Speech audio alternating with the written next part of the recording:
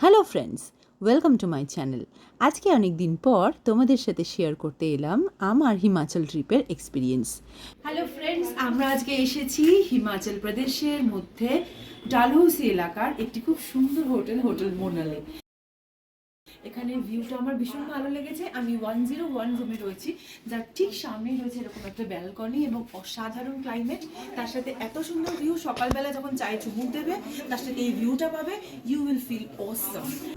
শুধু ঘরে বসে নয়, এই হোটেলের ছাদে গিয়ে যখন আমরা একসাথে বসে ব্রেকফাস্ট করছিলাম, চায়ে চুমুক দিতে দিতে পাহাড়ি সৌন্দর্য উপভোগ করছিলাম, সেই মজাটা কিন্তু আলাদাই ছিল।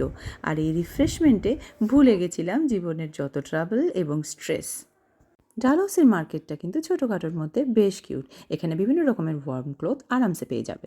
হোটেলে পৌঁছানোর সময় কিন্তু বেশ অনেকটাই সিঁড়ি ভেঙে যেতে হবে, এই মেন্টাল প্রিপারেশনটা আগে থেকেই নিয়ে যেও। ডালহৌসির কাছাকাছি ঘুরতে গিয়ে আমরা গেছিলাম খাজিয়ার। জায়গাটি মিনি সুইজারল্যান্ড নামেও বিখ্যাত। অসাধারণ শোভার সাথে জায়গাটির কাছাকাছিতেই পেয়েছিলাম প্রচুর বরফ, যেখানে আমরা বেশ মজা করেই এসেছিলাম। ডালহৌসি ছেড়ে এবার আমরা এগোলাম কাংড়ার পথে। প্রথমে যেটা দেখার মতো জায়গা ছিল সেটা হলো কাংড়া ফোর্ট। ভীষণ নিরিবিলি এবং ফাঁকা জায়গা, কিন্তু খুব সুন্দর এবং একটা অ্যান্টিক টাচ এখানে পাবে। অনেকটা রাস্তা যেতে হলেও ভেতরের শোভা তোমার দৃষ্টি অবশ্যই আকর্ষণ করবে।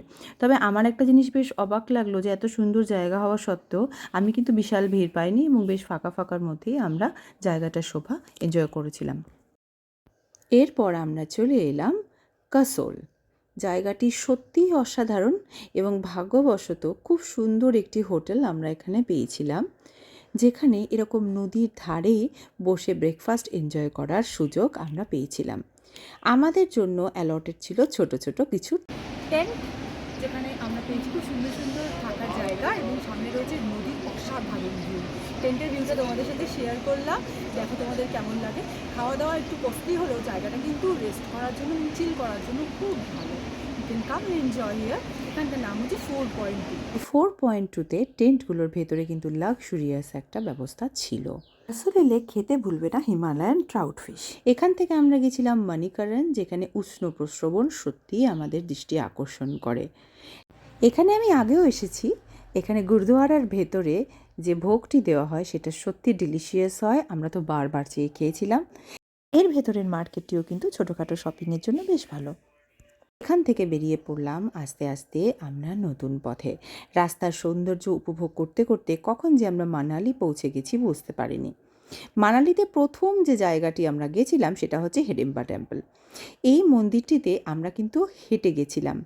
অনেকে যারা হাঁটাচলা করতে বেশি পছন্দ করো না তারা গাড়ি নিতে পারো, বাট এই পাহাড়ি রাস্তায় হাঁটার একটা আলাদা আনন্দ আমি পাই, এজন্য আমি এভাবে ঘুরতেই ভালোবাসি।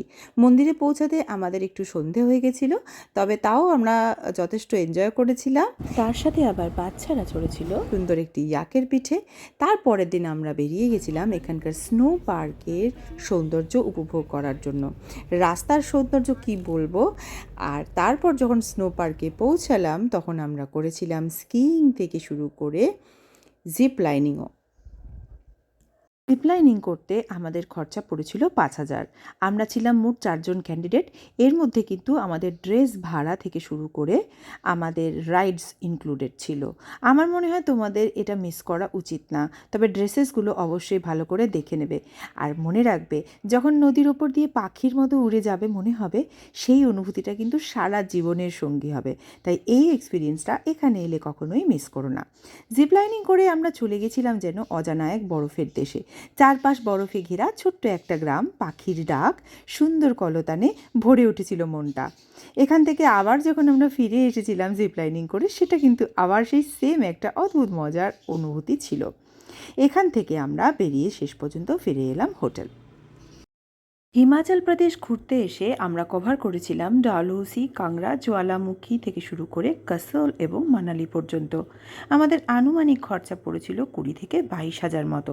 তবে আমরা টোটাল 8জন ক্যান্ডিডেট ছিলাম এবং আমরা একটি গাড়িতে সবাই শেয়ার করে গেছিলাম। তো সেক্ষেত্রে তোমাদের খরচা একটু বেশি হতে পারে, কিন্তু ট্রাস্ট মি, আমরা কিন্তু বেশ লাক্সুরিয়াসলি ট্রিপটা এনজয় করেছিলাম। আজকে এতটাই বন্ধুরা।